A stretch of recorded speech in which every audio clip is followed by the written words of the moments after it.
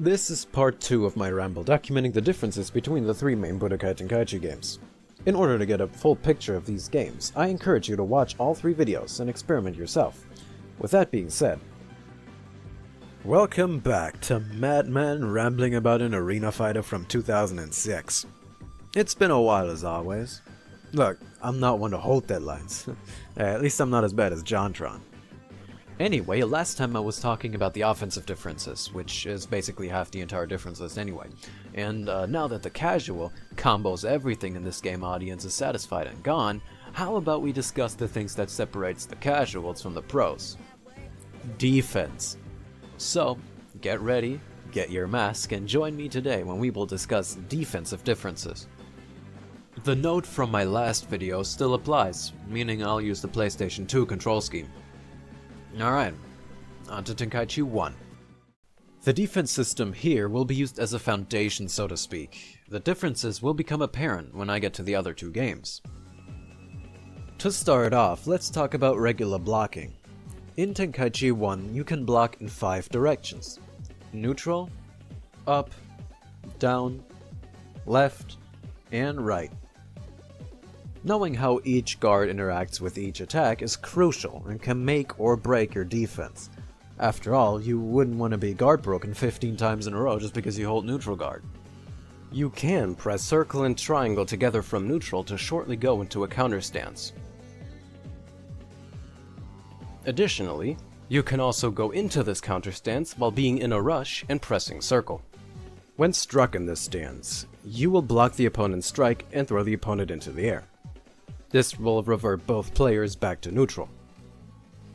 It is easy to find situations where one can use the counter, and it can lead to some crazy comebacks.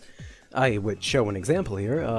Unfortunately, this game is shit and no one plays it, so you're just gonna have to take my word for it. Then we have the most unique mechanic of Tenkaichi 1, a perfect block. I know, Xenoverse did it. We don't talk about that game here. Buster. Yet. Anyway, while being attacked, if you're facing the opponent and press circle exactly when their attack is supposed to hit, your character will block the attack and give the opponent a knockback recovery, and you'll have a chance to start a punish. You can do the perfect block on all melee attacks, and that is what makes it so fucking good. You can simply spam circle and get a perfect block at some point. Then it's your time to mash the square button. Legit, this block alone makes mastering close combat with melee and stuff completely useless. Another big aspect of Tenkaichi's defense is vanishing vanishable attacks. All blast 2s. All chargeable attacks, and more can be vanished. I will not talk about this point because this stays consistent throughout the series. The only thing different is the added attacks that can be vanished. However, vanishing itself never changes. Finally, the last part of a good defense is a good recovery. Get put in a recovery state and an icon will pop up on the bottom left, telling you to spam a button to recover faster. When knocked away by a full power smash, a recovery will start where you have to press a particular, randomly generated order of buttons and turn the analog stick to start a Dragon Dash recovery, which takes a bit of your ki. And that was it for the first game. Pretty simplistic. As I said, it's the foundation. Now, let's see how Tenkaichi 2 builds on top of this. The first major change is the addition of the Power Guard. The Power Guard is a defensive guard that replaced the neutral counter stance and takes constant ki to keep up. For melee attacks, the Power Guard resembles a neutral guard, meaning it can be broken by using charged directional attacks, or the ki cannon. For ki-based attacks, those do damage even through guard. Through Power Guard, however, they do around half that damage. Now, I haven't talked about the biggest part of the Power Guard, so before I do, let me tell you all a story. Once upon a time, that time being 2005, a Japanese game studio called Spike made the first ever DBZ arena fighter. It laid the groundwork for other arena fighters to come, and, even though the game was perceived by most to be unpolished and sluggish, The game was the basis for some of the best remembered games the franchise had ever seen. That game was Tenkaichi 1, and one big criticism that the game had was that Rush Blast 2s were way too overpowered, simply because they were so incredibly hard to evade. The methods to evade were vanishing it, punching the user out of it, stopping it with another blast 1 or 2,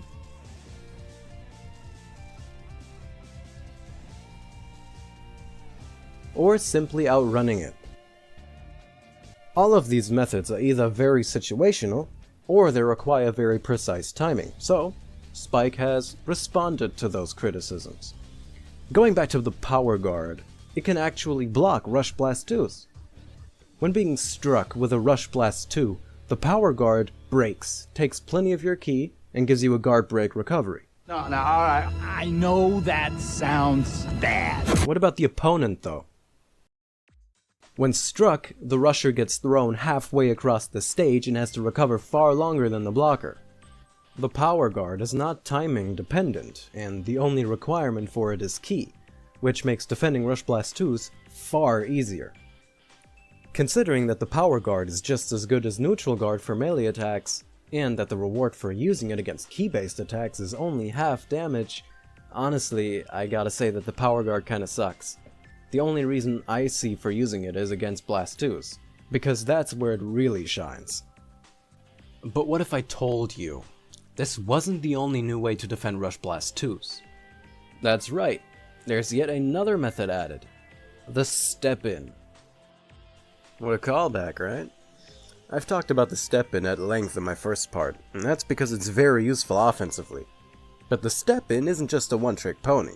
Oh no, the step-in animation gives the user invincibility frames, which can then be used to defend all kinds of melee attacks, including the throw, melee attacks, smashes, rushing techniques, and yes, even Rush Blast 2s. The amount of iframes the step-in gives you is little, and using it correctly requires a good amount of timing. But this method immediately allows you to punish the opponent. It even gives you access to the character-specific step-in technique, which can then be used to open up the opponent even further. Gameplay-wise, the step-in is essential to these games' defense system. There's also a character-specific second sway animation that adds some more invincibility frames. However, as it is specific to some characters only, I don't really rely on it in my playstyle. The next thing I need to cover concerning Tenkaichi 2's defense system is the counters. Yes, counter S, plural. While the neutral counter stance is replaced by the Power Guard, the rush counter stance still is there, and 3 other counter stances have been added. The step counter stance, the step in counter stance, and the cancel counter stance. In Tenkaichi 1 there was only one actual counter, in Tenkaichi 2 there are 3. The already known smash counter, the new throw counter, and the absolute ballin' vanish counter. Each counter has its own strategies. The smash counter is a good way to get both characters back to neutral. The throw counter can be used to set up a blast 2, and the vanish counter can be used to flank the opponent and start a punish. Each counter has its place. Now, with all the additions making defense stronger and deeper, it's time to talk about a gigantic nerf to the defense system. The previous game had a perfect block mechanic, which immediately stops the opponent's combo and gives you a chance to punish. It made close combat practically useless. Thus, Tenkaichi 2 took that mechanic out, but not completely. In its place is a mechanic known as the combo breaker. While facing the opponent, pressing up and square just before the strike hits will result in the same block with an automatic punch added right after. The timing is the same as the perfect block, and it's just the input and the punch after that is different. You'd think, but there is one other thing. Because the input isn't the guard button anymore, one can combo break while blocking. This means that the combo breaker isn't just a reaction to the opponent's attack, but rather an anticipation. What do I mean by that? Simply put, the combo breaker isn't only an escape mechanism while being hit, but it also can be a tool to punish those who value the combos just a bit too much. And we all know that now, don't we? The last aspect is the recovery. In the first Tenkaichi, there was a whole minigame to start a Dragon Dash recovery. That has been completely taken out. The Dragon Dash recovery, however, stayed. It is now done if you hold up and land on the ground.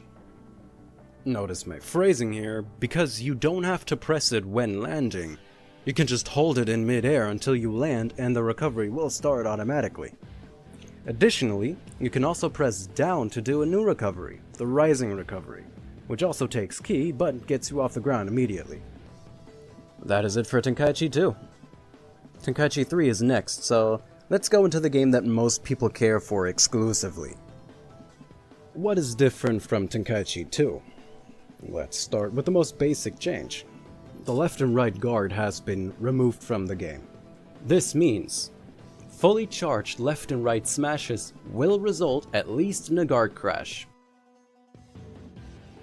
I think it's obvious how much this changes defense. I mean, you literally cannot fully block left and right attacks anymore. You have to vanish.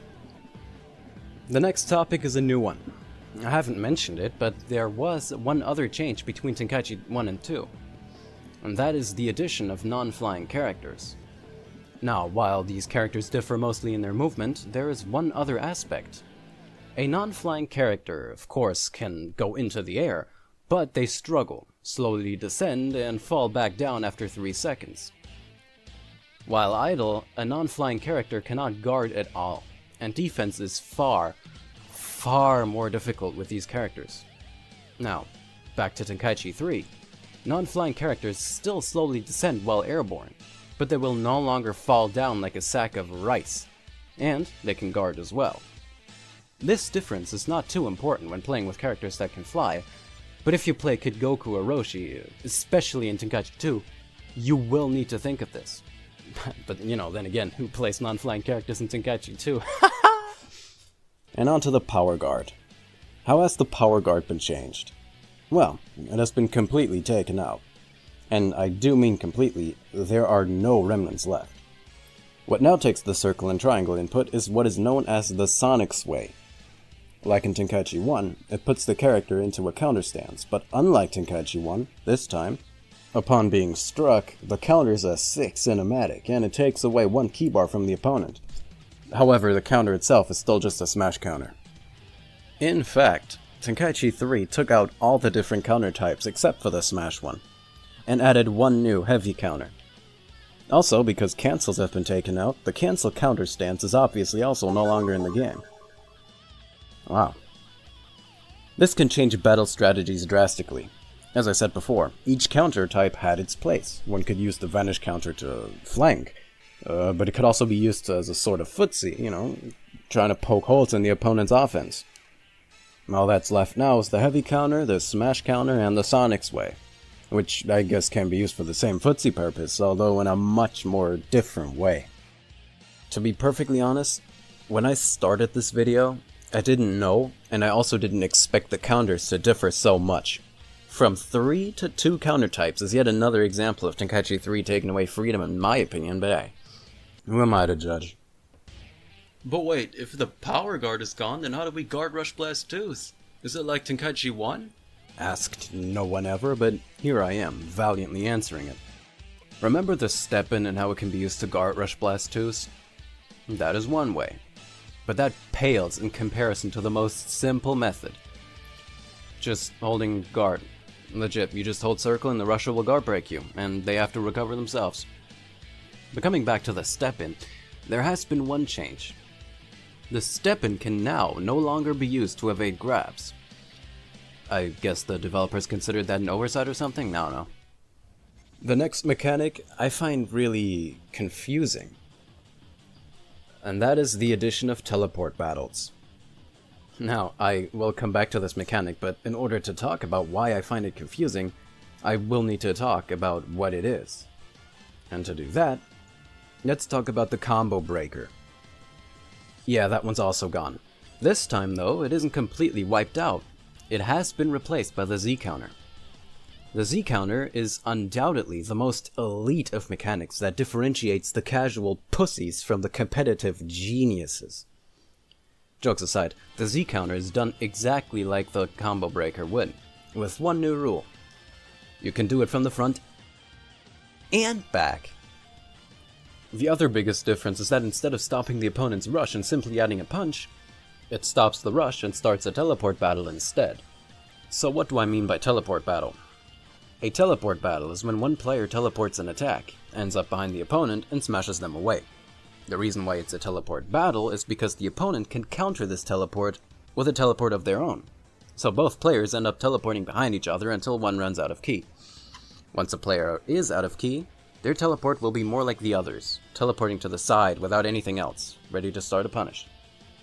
The attacks that can trigger such a teleport battle are the Vanishing attack and the Z counter. But why do I find this mechanic confusing? Well, I just said it. Once a player is out of ki, their teleport will not have a smash added at the end, it will just be the teleport. This means the person with the least ki will have an obvious advantage. They will be able to start their punish after the battle. This means you actually want to have less ki than your opponent when Z-countering. I find that very weird, because once the timing is figured out, the only way to win a teleport battle is to have less ki than the opponent. Well, either that or just use a Blast 1 or something. Speaking of teleports, offensive teleports exist. And in Tenkaichi 1 and 2, defending them didn't change. However, in Tenkaichi 3, offensive teleports are now vanishable. Guess the developers thought the offensive teleport was too strong, because that's a pretty big nerf. This means you have to really consider using offensive teleport, because if your opponent sees it coming, you're gonna get punished easily. I usually use them in Tenkaichi 2 to retreat, but here, if the opponent vanishes them, you are both still at point-blank range, and the opponent lands a punish. Speaking of punishes, the last defensive edition is a whole new mechanic that hurts you just for using it. What? Haha, that's right. I'm talking about the emergency blaster wave.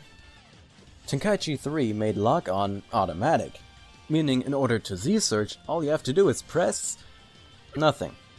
But this has nothing to do with defense, so why am I mentioning it? Well, it means that the L1 button is now free for something else, namely, the emergency blaster wave. While being attacked, press L1 twice to trigger an emergency blaster wave. It shoves the opponent back and puts them in a recovery animation, returning both back to neutral. Unfortunately, its drawback is half a health bar of damage. If the combo you're using the blaster wave on exceeds 20 hits, it does a quarter of a health bar. It is very hard to do this right. Not because it's hard to do, but because it's hard to make this move worth it. In order for this to be worth it, you must be sure that the opponent will be able to add more than 5,000 damage points to their combo, and that their combo will not have any vanishable moves.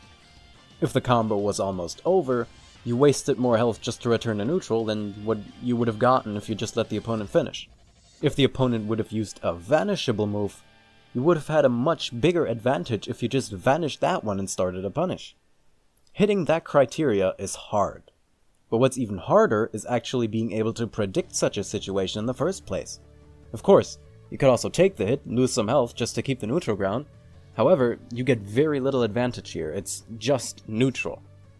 And with that, I think I'm done. Tenkaichi 1 laid the basis for what the defense must do in order to work. It by no means is polished, but it has all the hallmarks of a Tenkaichi defense system. Tenkaichi 2 is freedom incarnate. You're never locked into one motion. You can change your playstyle seemingly on the fly. The game gives you only the tools. One vanish can be enough to completely turn the tables. Guarding is a combination of game knowledge and prediction. What follows after is decided by the players alone. Tenkaichi 3, on the other hand, is the opposite. Each move you make is a commitment. Changing your defensive playstyle is very difficult, because each defensive mechanic follows certain rules. Z-counters require the right key management. Sonic's ways require the opponent's melee and good timing. It also gives the opponent time to think of how they'll recover. The higher complexity of these mechanics make them a lot more situational. Once committed to your Z-counter, you cannot escape it. Once committed to the Sonic's way, you cannot change your mind to stay close range. There are a lot less decisions one has to make in comparison to the second game, but those decisions have a lot more weight to them. As a Tenkaichi 2 player, I personally enjoy the balance of counters, vanishes, combo breakers, and movement options that the game gives you. The freedom that entails, it really is my favorite combat system of all. Although I do see why people like Tenkaichi 3's more. The Z counter really is incredibly difficult, and only Tenkaichi gods with the highest of skill have the ability to master and flawlessly perform such a Herculean maneuver. Thank you for enjoying this legendary series. And I don't mean to be cocky or anything, but until proven wrong, I honestly think I am the strongest Tenkaichi 2 player.